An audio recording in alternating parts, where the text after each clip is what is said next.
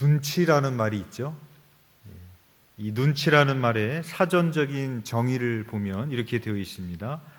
다른 사람의 기분이나 또는 어떤 주어진 상황을 때에 맞게 빨리 알아차리는 능력, 사전적 정의가 이렇게 되어져 있습니다. 그러니까 눈치라는 것은 상황이나 분위기를 직감적으로 알아차리는 그런 능력입니다. 우리의 눈은 대상의 겉을 봅니다. 그런데 눈치는 대상의 속까지도 알아차립니다. 우리 눈은 대상의 일부를 보지만 눈치는 전체 분위기를 순간적으로 파악합니다. 우리 눈이 대상을 직접적으로 인식한다면 눈치는 상태를 포괄적으로 인식을 합니다. 눈치가 발달한 사람도 있고 무딘 사람도 있습니다. 여러분들은 눈치가 빠르시나요? 눈치 없는 사람을 가리켜서 눈치가 발바닥이다, 그런 말도 하고요. 눈치가 빠른 사람을 가리켜서는 눈치가 백단이다, 그런 말을 하기도 합니다. 이 눈치라는 것은 사람에게만 있지 않습니다. 동물도 눈치가 있습니다. 그래서 개들은 주인의 눈치를 살핍니다. 그래서 영리한 개일수록 주인의 마음을 잘 읽습니다. 개들만 그런 것이 아니라 새들이나 벌레나 동물들이 지진이나 쓰나미 같은 그런 자연재해가 일어나기 전에 미리 안다지 않습니까? 우리 인간은 눈치채지 못하는데 이 동물들은 본능적으로 미리 알아서 이동을 한다고 그러지 않습니까? 하나님이 만드신 피조물들을 보면 눈치라는 것이 있습니다. 마찬가지로 영성생활에도 신성한 눈치가 필요합니다. 그것이 바로 알아차림입니다. 알아차리는 능력이 발달하면 남들이 보지 못하는 것을 보고 남들이 느끼지 못하는 것을 느낍니다. 그래서 하나님이 창조하신 그 피조물 속에서도 하나님을 볼 수 있고요. 지나가는 사람들의 모습 속에서 예수님의 모습을 볼 수도 있고요. 누군가 나에게 무심코 던지는 그 말 속에서 성령님이 지금 나에게 말씀하시는구나, 성령님의 음성을 들을 수 있는 민감성이 있습니다. 그래서 로렌스 형제라고 그 수도 생활을 보냈던 분들이 있는데 이분이 하나님의 임재 연습이라는 그런 책을 썼습니다. 그래서 어디서든지 하나님의 임재 연습을 하였는데 이 로렌스 형제는 그 수도원의 부엌에서 일을 하면서도 대부분 수도 생활을 보낸 겸손한 수도사였습니다. 이 로렌스 형제가 이런 말을 했습니다. 나는 부엌의 냄비와 후라이팬 속에 계시는 하나님을 발견하고 시장에서 떠드는 여인들의 목소리에서도 하나님을 만납니다 라고 그랬습니다.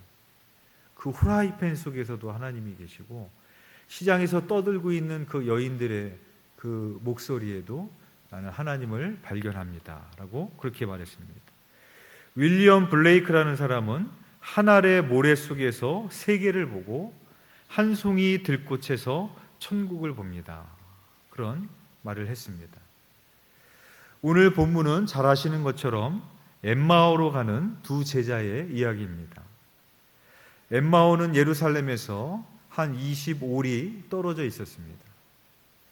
그런데 부활하신 예수님께서 그들과 함께 걸어가고 계셨지만 그들은 그 사실을 깨닫지 못했습니다. 그래서 성경은 그들의 상태를 가리켜서 16절에 보면 그들의 눈이 가리어져서 그인 줄 알아보지 못하거늘이라고 말하고 있습니다. 그들은 예수님을 그래서 동행하는 길손 정도로 그들은 생각을 합니다. 오늘 본문을 보면서 몇 가지 질문을 갖게 됩니다. 첫 번째 질문은 방향 전환과 관련된 질문입니다. 예루살렘을 출발해서 얼마 후에 그들은 목적지인 엠마오에 도착합니다. 동행하였던 그 길손으로 여겼던 예수님에겐 자기들의 집에 묵으라고 청했습니다. 그리고 날은 이미 저물었습니다. 그런데 33절에 따르면 그들은 곧바로 일어나서 예루살렘으로 돌아오게 됩니다. 오랜만에 집에 왔는데 자지도 않고 날도 저물었는데 다시 20오리 길을 걸어서 예루살렘으로 되돌아간 것입니다. 방향의 대전환입니다. 도대체 무슨 일이 일어났기에 이런 방향의 대전환을 한 것일까? 두 번째 질문은 인식의 전환과 관련되어져 있습니다. 처음에 그들은 예수님이 동행하고 계심을 몰랐습니다. 그런데 한참 지나고 나서야 동행하던 길손이 예수님이었다라는 것을 깨닫게 됩니다. 그렇다면 이런 인식의 전환은 어떻게 일어날 수 있었을까? 마지막 세 번째 질문은 상태의 전환입니다. 그 두 사람은 예수님을 알아본 다음에 우리의 마음이 뜨거워지지 않았느냐라고 그때의 상태를 그렇게 표현합니다. 그리고 곧바로 일어나서 그들은 예루살렘으로 돌아간 것입니다. 체념과 함께 무기력한 상태로 예루살렘을 떠났던 그들이었습니다. 그런데 집에 도착한 그 두 사람은 곧바로 일어나서 활기차게 예루살렘으로 되돌아간 것입니다. 그들은 어떻게 해서 무기력한 상태를 극복하고 생기와 활력을 얻을 수 있었을까라는 질문입니다. 엠마오로 가던 두 제자에게 이러한 방향의 전환, 인식의 전환, 상태의 전환이 어떻게 이루어질 수 있었을까? 이것에 대한 해답은 이렇게 찾아볼 수 있습니다. 예수님에 관한 지식이 예수님의 사귐으로 발전했기 때문입니다. 엠마오로 가던 이 두 제자는 예수님에 관해서는 잘 알고 있었습니다. 그래서 그들은 길을 가던 중에도 예수님에 관해서 이야기하며 토론하고 있었습니다. 17절에 보면 예수께서 이르시되 너희가 길 가면서 서로 주고받고 하는 이야기가 무엇이냐라고 예수님이 물으시자 이 두 사람 중에 글로버라고 하는 사람은 오히려 예수님께 되물었습니다. 아니 예루살렘에서 일어난 일을 당신 혼자만 모른단 말이오 라고 되묻게 됩니다. 예수님이 무슨 일입니까? 라고 재차 물으시자 그들은 침울한 표정을 지으면서 그들은 나사렛 예수에 관하여 설명을 시작합니다. 그 내용이 19절 이하에부터 나오는데요. 19절에서는 예수님은 누구인가? 그는 말과 일에 능하신 선지자입니다.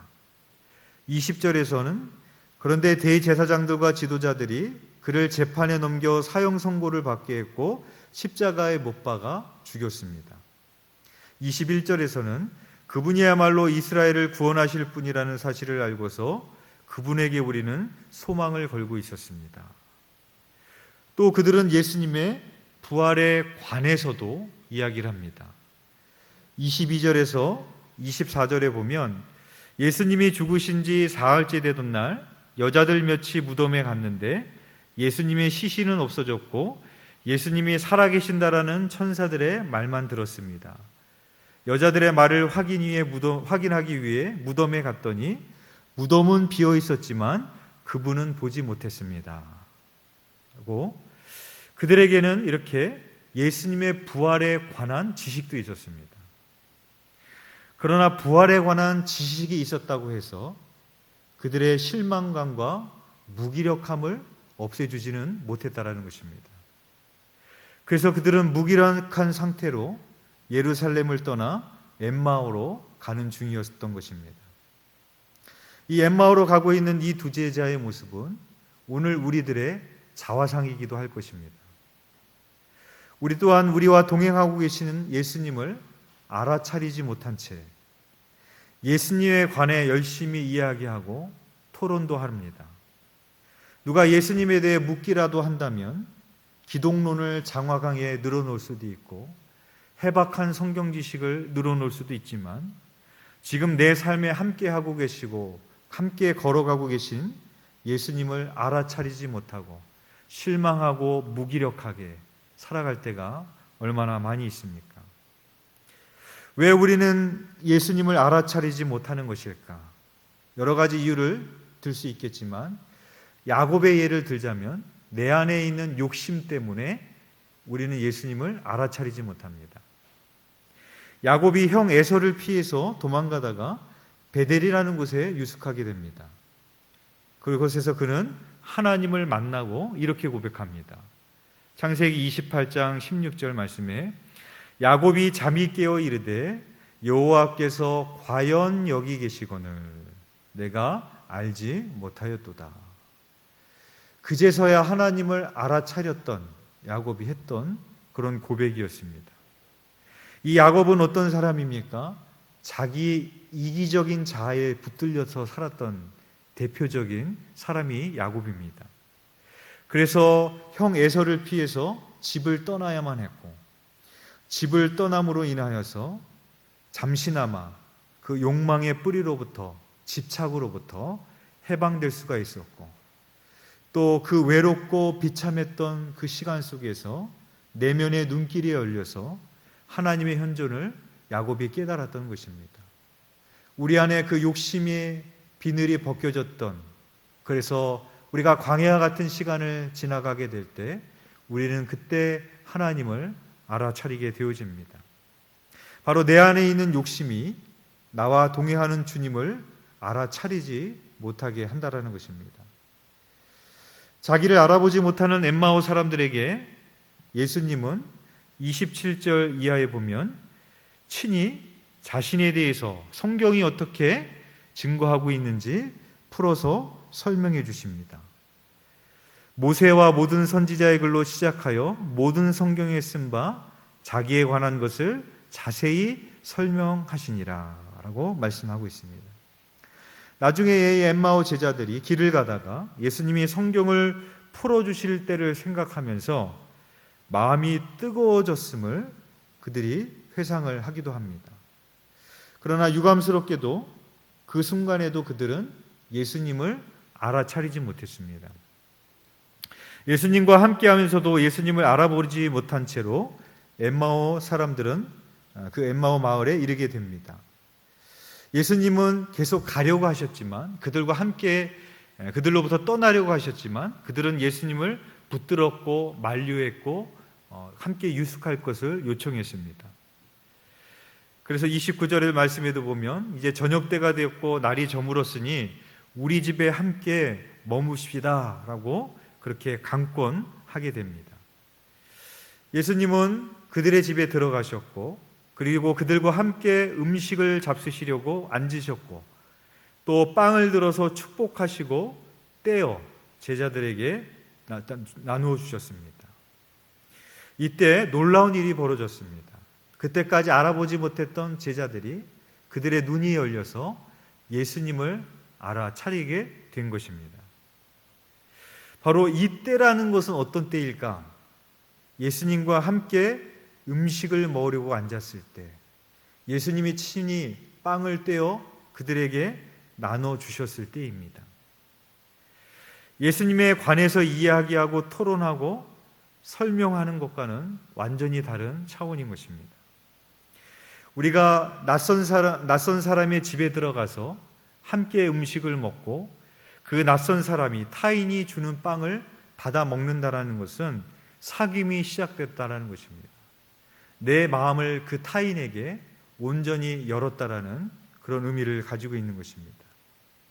사귐은 지식으로 일어나지 않습니다. 머리에서 일어나지 않습니다. 나를 개방하고 나를 오픈했을 때, 그거 함께 하였을 때 일어날 수 있는 것이 바로 사귐이라는 것입니다. 바로 이 인식의 전환은 그 음식과 빵을 매개로 이루어졌습니다. 이 빵은 당시 유대인들의 주식이었습니다. 우리로 치면 밥입니다. 우리는 빵이 주식이 아니죠. 그래서 성경에 보면은 빵이라고 해석이 되기도 하고 또 이제 떡이라고 해석이 되기도 하는데, 우리는 빵이 주식이 아니고 떡도 주식이 아니고 밥이 주식입니다. 그래서 성경을 읽다 보면 우리는 이거를 별식처럼 생각하게 될 때도 있지만, 성경에서 떡이라고 말할 때, 빵이라고 말할 때 그것은 바로 우리가 먹는 밥과 같은 겁니다. 밥은 바로 생존과 생명의 원천입니다. 그래서 예수님은 누구보다도 그 밥의 중요성을 아셨던 분이었고, 식탁 공동체의 중요성을 아셨던 분이었습니다. 그래서 요한복음에서도 예수님께서 부활하신 후에 제자들에게 나타나십니다. 그런데 제자들이 오늘 엠마오의 제자들과 같이 똑같이 예수님을 알아보지 못합니다. 그때 그 제자들이 예수님을 알아보는 타이밍이 있는데 그 때가 동일합니다. 바로 예수님께서 그들을 위해서 조반을 준비하십니다. 떡과 생선을 준비해 주시고 그들에게 아침을 준비하고 함께 그 음식을 나누었을 때 부활하신 예수님을 그들이 알아보았습니다. 예수님은 빵의 중요성을 아실 뿐만 아니라 자신을 빵과 동일시하였습니다. 내가 생명의 떡이다. 내게로 오는 사람은 결코 줄이지 않을 것이다 라고 말씀했습니다. 그리고 예수님께서는 그 성찬식을 거행할 때 그 빵과 포도주를 나눌 때마다 예수님은 너희는 이것을 행할 때마다 나를 기념해라, 나를 기억해라, 그렇게 우리들에게 말씀을 하셨습니다. 그 빵이 진짜 예수님은 아니지만, 그 빵이 진짜 예수님의 몸은 아니지만 그 빵을 먹을 때마다 우리가 그 예수님을 기억할 수 있는 매개체로 삼으라고 말씀하신 것입니다. 그 유대 사회에서 빵과 포도주는 특별한 음식이 아니었습니다. 일상의 음식이었습니다. 그러니까 예수님은 일상의 음식을 대할 때마다 예수님을 기억하라고 우리들에게 말씀하신 것입니다. 따라서 우리는 성만찬만 성례로 여겨서는 안 됩니다. 성만찬에 참여해서 떡과 포도주를 먹을 때만 예수님을 기억하는 것이 아닙니다. 우리의 일상에서 밥을 먹을 때마다, 세끼 식사를 할 때마다, 또 먹고 마시고 살아가는 그 모든 일상에서도 예수님의 사귐을 통하여서 예수님을 알아차릴 수 있어야 되는 것입니다. 예수님에 관한 지식이 예수님과의 사귐으로 발전하고 이렇게 길손들에게서 예수님의 얼굴을 보기 시작하면 우리는 사람을 함부로 대할 수 없게 됩니다. 갑질은 상상도 할 수 없고 사람을 욕망 충족의 도구로 전락시키는 것도 우리가 생각할 수 없습니다. 이방인들을 배척할 수 없고 외국인 노동자들을 착취할 수도 없습니다. 남자든 여자든 존중하지 않을 수 없고 어린이든 노인이든 우리가 존귀하게 여길 수밖에 없습니다.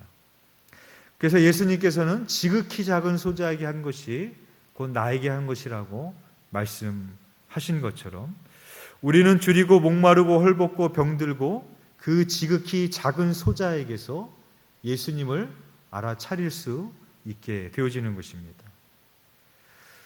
우리들도 이 일상에서 함께 하시는 그 예수님의 알아차릴 수 있는 영적 민감성을 가지고 있어야 됩니다.